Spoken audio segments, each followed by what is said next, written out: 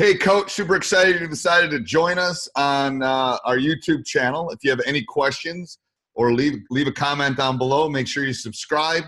And make sure you go over and check out teachhoops.com for coaches who want to get better. It's a great resource, mentoring, everything you would ever want to become a better basketball coach. So go check it out and enjoy the video. Let's work on our post moves, and you want to get that involved. Break it down before you get into the half-court stuff. So first half hour is all running and conditioning.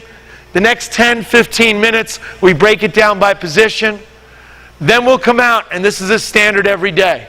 Go out on the wing, and Sam, go out on the other wing. All right, you four guys are going to come out. Let's play a little zone. Let's play a little man here. Let's match up. You got him? You've got me. Why don't you step off for one? Just you guard him. Okay? Here we break down into our half-court man-to-man stuff. Every day we try to do some different things just to make sure that our players are prepared. Offense, defense, we want to work this. So we want to make sure that these guys are ready every day to go through it. We've already run for half an hour, so you're about 45 minutes into practice. You still have a little bit of a brain left, hopefully. And now you want to get into your shell drill, your 3-on-3, maybe your 1-on-1 or your 2-on-2. I love to start it off 1-on-1 and 2-on-2. You guys just step off for a second. I've got a wing and a point. You're on. Wing and a point. Defensively, you've got to make sure that this player knows what you want out of him. He's got to put pressure on the ball. He's got to not allow me to get to the rim. Because if I can take the ball and get by him, your defense isn't doing anything. And I'm going to foul out your big man sooner or later. So the point guard's job is to make sure they defend and not allow penetration. You're one pass away. So your hand is going to be in that passing lane. Now, I love to force guys back door because I think it's a great look for us. We always want to get people on the baseline. But that's your position. If he comes all the way out, this is a coach's discretion. You know what? I give that. I don't want you out that far. I want you playing in front of him. Once he gets it, you want to put pressure. That's a different story. But we want to make sure that you're not going to get killed going all the way out. He starts running to half court. Look where you've pushed him. He's not shooting from that position. He technically is probably not going to beat you off the dribble with that position. So you've now forced him away from the basket. You've done a good job. Okay? Let's get the other, you two guys come on out. Okay? Ball's on that side of the court. Nope, missed it. Throw that over there. As soon as that pass gets made, you're jumping into that passing lane. Because the one thing your coach does not want you to do is when I make that pass, you don't want to give up a cut right here. You want to step in front and deny that face cut. Ball's on that side of the floor, you're going to be in the middle. Beautiful. So this is where we break down and we'll go into our half-court defensive stuff. Ball. Okay? Look to attack it. Good. Go. Good. Picked it up. Now if I work on my screen away, I set the screen. Coaches, establish for your players what you want them to do. Hold right there. Sam, can you come out and jump in here? Great, you're going to be me. He looks a lot better than me. You've got to be clear as to what you want the players to do. Are they going to switch off the ball, or are they going to stay off the ball? Are they going to switch on the ball screens, or are they not?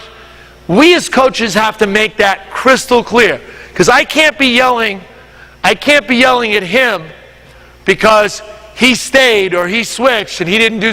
I've got to make it clear. You have to know as a player, what does coach want me to do on and off the ball screen? Sam comes over and sets the screen here. All right? I personally switch on all off the ball screens. I don't care about mismatches. We got a mismatch, we got a mismatch. So what? Play defense. Everybody can play. So now, as soon as you see that screen coming, you're going to be telling your teammate, screen, right. I prefer direction. I hate pick. Somebody calls pick or screen, I'm just like, where? What? Call out a direction. Right, left. Right, left. Okay? Left, left. Your hands should have been up. You should have run into that screen. left, switch, switch. You pick up yours, he picks up his, great, we're all there.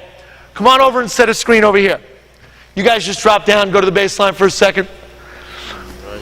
On the ball screens are different. And on the ball screen, you've got to establish exactly what you want the players to do. You cannot leave it up to the players' discretion. They play. I don't need them to be Einstein out here, but I need them to have a game plan that the coach puts in place. It can't be, well, if it's this way, if it's that way. No, simple to the point. Players don't want to be confused. Players don't want to be embarrassed. They want to know exactly what they're doing. Now, for me, on the ball screens are a totally different set of rules. As we're coming off this screen, you're going to hedge out and show yourself. Come off the screen this way. Stop right there. You are going to fight over the top of the screen, and I take it a step further. If you're going to screen on the ball, we are double teaming you. All right, my help man, Sam, come over here. Your man went to the corner, he's over there. He's waiting for his jump shot. You're in help. As soon as that screen gets set and you know the double team's coming, you're making that cheat, and you're going to be looking to cheat over and get that steal. I'll take the gamble. I'll give up a pass over there. Why? Because your hands are going to be up. Your hands are going to be up. If he's that good that he can make that pass and bury us with that shot, then I got to do something better and I got to pull it off. But I haven't found too many teams where their guards can see over mine and make that pass. So I'm going to double on every on-the-ball screen. Okay? Great. On the baseline, guys. So we break it down there, and we're going through our man-to-man stuff, our sets. After we finish breaking down guards and forwards, now we want to break it down into our half-court defense. We'll get into our half-court offense, run through a couple of sets with that.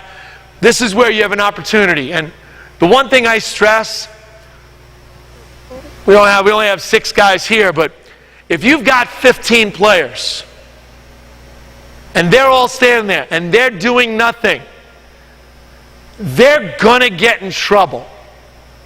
So if you've got an assistant or somebody standing there, I don't care if they're off doing push-ups or if they're down there playing 2-on-2. Get them active. The worst place you could be as a player is standing down here on the baseline for 10 or 15 minutes watching everybody else play and not being in it. Because sooner or later, somebody's going to turn around and just, push him, push me back. Push him, push me back. And sooner or later, somebody's going to get thrown out of practice or yelled at because all they're doing is standing here doing nothing. Get them involved. We rotate every 3 possessions. Every 3 defensive possessions, every 3 defensive stops, I want 4 more players coming out. Why? Because we're as good as our 8th, 9th, 10th, 11th, or 12th man. Those players have to be able to play. And if they can't play defense, they're not getting on the court. You may not have the best 3-point shot. You may not be the best ball handler or best rebounder, but you... Hey, Coach, hope you enjoyed that video. If you're looking for more resources, check out teachhoops.com for coaches who want to get better. I do not think you'll be disappointed. One-on-one calls with me, office hours, you name it, we're here to help.